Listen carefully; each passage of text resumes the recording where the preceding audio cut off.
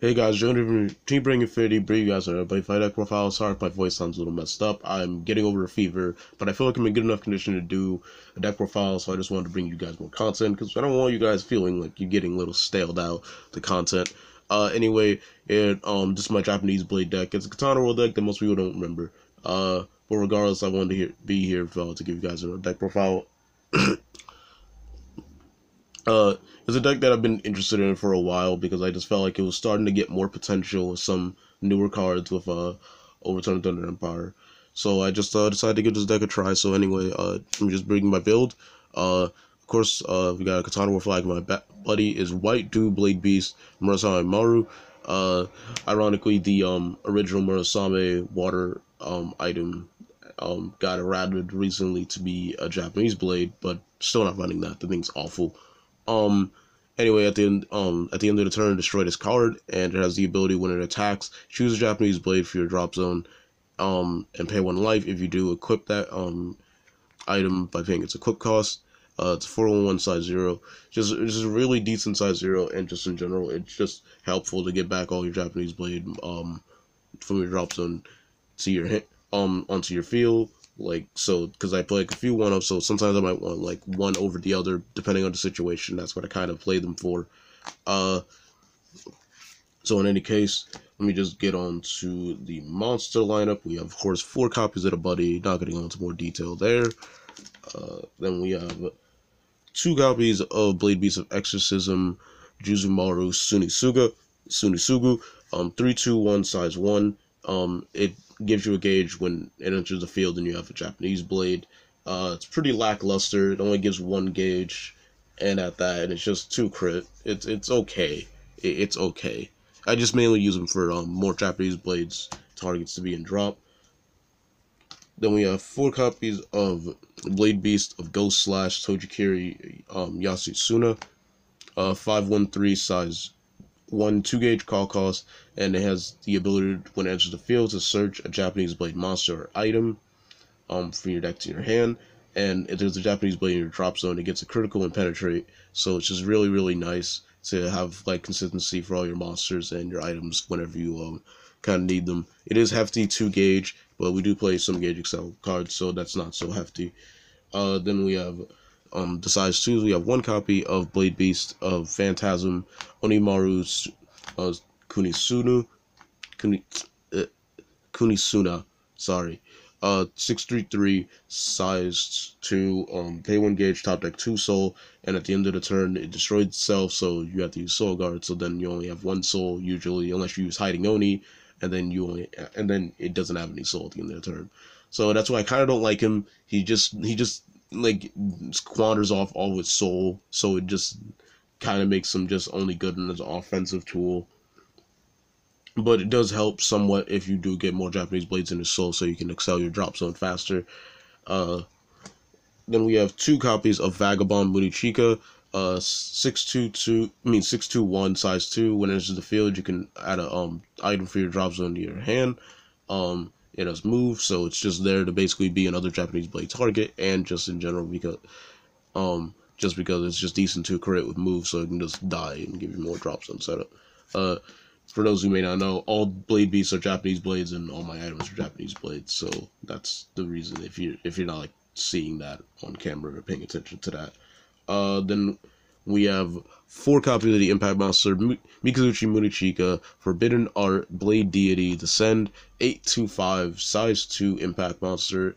You only call it if you have 4 more different Japanese blades in your drop zone, and you pay 3 gauge and put a Japanese blade, so either monster or item, from your field into its soul.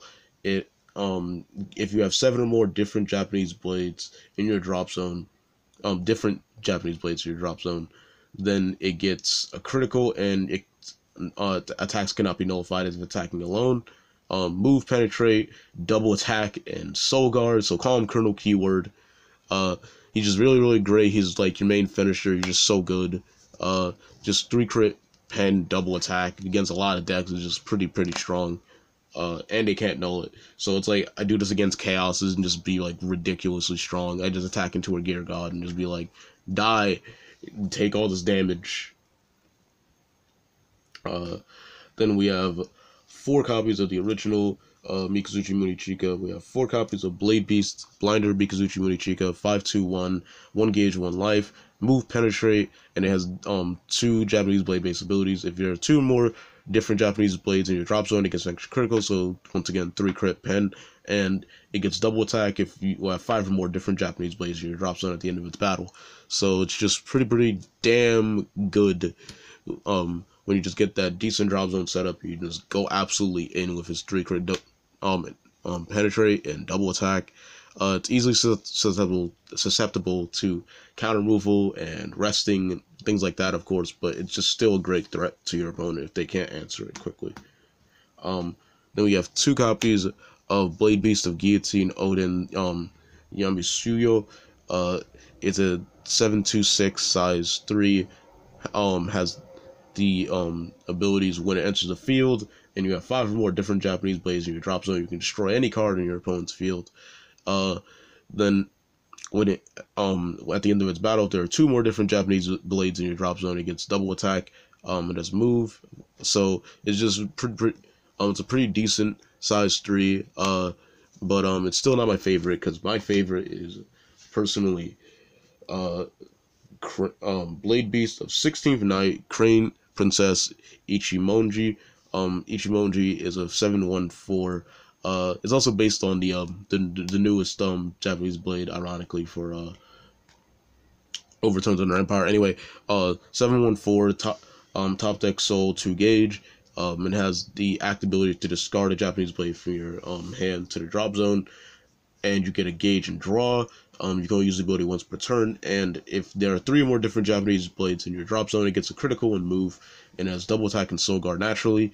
So just really good with just with your consistency. It's a great 2 crit double attacker like 90% of the time. I have hardly ever not gotten its ability, so it's just really good setting of your drop zone and providing you consistency.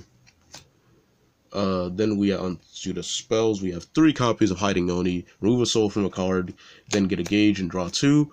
You can only have 1 Hiding Oni per turn. It's great for consistency with Onimaru monster, Crane Princess. If it's for some reason still alive, you haven't finished them off. Mikazuchi Munichika Impact Monster. Like I'm pretty sure I said both Onimarus and Crane Princess. So that's pretty much all of them. So just it's really easy to get it off regardless, because I can search out all those things because of Tochikiri. Then we have 3-way Demon Way Akashigure, pay 1 gauge, send the top 2 cards of your deck into the drop zone, then you draw a card, and if there are 10 or more in your drop zone, you get to draw another card. You can only cast 1 Demon Way Akashigure per turn. And the thing is, this is just really helpful with setting up the drop zone, providing more consistency. It's really great when you combo with Hiding Oni and or Crane Princess Blade Beast form.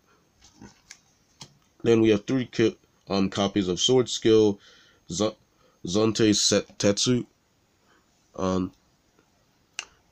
Zonte Settetsu. Jeez, I'm sorry. It's a counter. You can choose a Japanese blade on your field. If it would be destroyed, it remains on field instead. And if it's a monster, then you give it counterattack for the turn. So it's just really great with all your movers to move them to the center. When people just start like, oh, they have pretty low defense, I can get past it, and then I drop this, and you're like, oh, now I lose a monster if it's not in bots. So it's just really good for that aspect of being a little bit of a surprise factor, and it also can protect your items. It doesn't give them counterattack, of course, because the ability only gives counterattack to the monsters. But regardless.